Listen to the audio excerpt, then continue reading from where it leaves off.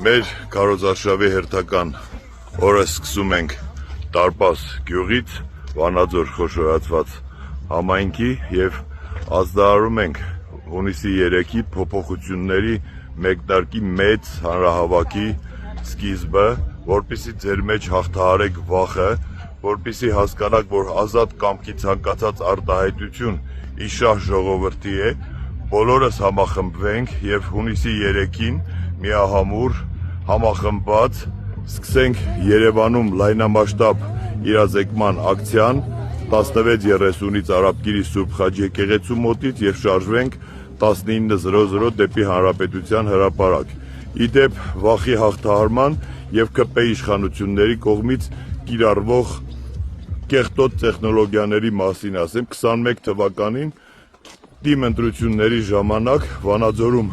պոլիկլինիկայի վարիչ էր հեռացվել աշխատանքից լայքի համար եւ վերջերս Վճռաբեկ դատարանը մարզպետի կայացրած փնթի որոշումը համարել է ոչ օրինական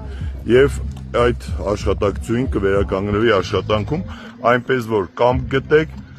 վախը հաղթահարեք ձեր մեջ, որովհետեւ ժողովրդի միասնական կամքի արտահայտությամբ է ձևավորվում իշխանությունը, որպեսզի ունենանք փոփոխություններ, որպեսզի չլինի վախի մթնոլորտ, ընտրում ենք փոփոխությունների թիվը համար 3